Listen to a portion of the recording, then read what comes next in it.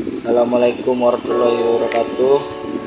Ya, pada kali ini saya akan jelaskan tentang praktikum mekanika fluida atau OTK 1 yang diampu oleh dosen Bapak Agung Kurnia Yahya dan Ibu Absari Kusuma ini. Pada praktikum kali ini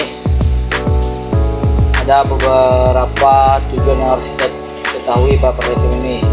1. Mempelajari proses pengadukan dan mengetahui peralatan pengadukan. 2. Menentukan korelasi konsumsi daya beberapa jenis pengaduk. 3. Menentukan waktu pencampuran hingga diperoleh kondisi yang serba sama. Pada praktikum kali ini kita harus juga mengetahui apa yang dimaksud dengan tangki berpengaduk. Tangki berpengaduk adalah sebuah tangki atau wadah yang dilengkapi dengan perangkat pengaduk seperti kincir atau pengaduk berputar yang berfungsi untuk mencampurkan atau mengaduk bahan-bahan dalam tangki tersebut secara terus-menerus atau sesuai dengan kebutuhan proses yang sedang berlangsung. Hal ini umumnya digunakan dalam industri untuk mencampurkan bahan-bahan dalam proses produksi atau pengolahan. Ya, kita harus juga mengetahui bagaimana prinsip kerja dari tangki berpengaduk. Prinsip kerjanya melibatkan penggunaan pengaduk yang berputar di dalam tangki untuk menciptakan gerakan aliran yang merata sehingga mencampurkan bahan-bahan dengan baik. Hal ini memastikan bahwa semua komponen dalam tangki tercampur dengan homogen, meningkatkan efisiensi proses dan konsistensi produk. Faktor-faktor yang berpengaruh dalam penggunaan tangki berpengaduk ada beberapa jenis. 1. Bentuk. Umumnya digunakan tangki yang berbentuk silindris dengan bagian bawah yang cekung. 2. Ukuran, yaitu tinggi dan diameter tangki. 3. Pengaduk atau impeller. 4. Ada atau tidaknya baffle. Pada praktikum kali ini langsung saja kita masuki pada pembahasan.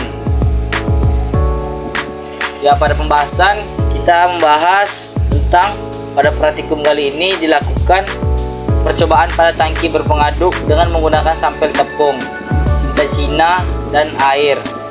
Praktikan akan membandingkan kecepatan homogen pada saat baffle dan unbaffle. Untuk melihat pola aliran dengan menggunakan impeller berjenis pedal, turbin 4,5 terbuka dan turbin 4 penuh dengan menggunakan kecepatan putarannya yaitu 300 rpm dan 600 rpm tanpa baffle, maka didapatkan pola alirannya yaitu tangensial dan terbentuknya vortex. Vortex adalah putaran air yang membentuk aliran yang bergerak secara tangensial. Vortex pada permukaan cair terjadi karena ada sirkulasi aliran cenderung membentuk stratifikasi pada berbagai lapisan tanpa adanya aliran longitudinal antar lapisan. Berdasarkan teori, semakin cepat putaran maka semakin cepat juga waktu yang diperoleh untuk menghomogenkan suatu campuran. Tangki diisi dengan 5,5 liter air, lalu masukkan sampel dengan menggunakan impeller berjenis pedal. Kemudian atur putaran pengaduk 300 rpm unbaffle dan 600 rpm baffle. Kemudian catat waktu pencampuran dan lakukan perbandingan antara ada tidaknya baffle yang digunakan. Ukuran pengaduk atau impeller. Impeller yang berukuran kecil akan membutuhkan waktu yang lebih lama dan daya yang besar untuk mencampurkan satu bahan dengan bahan yang lainnya karena hanya sedikit memenuhi ruang pada tangki sehingga pencampuran terjadi tidak sempurna. Kecepatan putaran. Jika kecepatan rendah maka akan membutuhkan waktu yang lebih lama untuk menghomogenisasi suatu campuran karena membutuhkan waktu lebih untuk mencampurkan bahan. Semakin tinggi laju putaran pengaduk maka semakin cepat pula aliran fluida yang dihasilkan yang dapat meningkatkan efisiensi pencampuran. Diameter tangki. Semakin besar diameter yang digunakan maka semakin besar ukuran impeller yang dibutuhkan untuk mencampurkan bahan dan membutuhkan waktu yang lebih banyak mencampurkan bahan. Daya yang diperlukan untuk tangki yang besar akan lebih banyak diperlukan.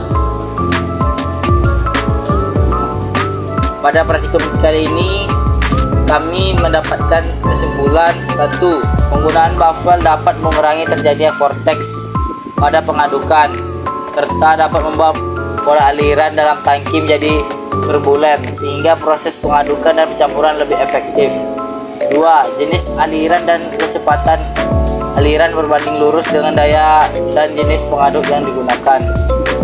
Dilihat dari waktu pencampuran dengan menggunakan sampai 5% membutuhkan waktu yang lebih singkat daripada menggunakan sampel dengan konsentrasi 7,5% dan 10%, karena konsentrasi yang lebih rendah memungkinkan partikel untuk tersebar lebih merata dalam larutan. Sekian dari kelompok kami tentang praktikum tangki berpengaduk. Bila ada salah mohon maafkan.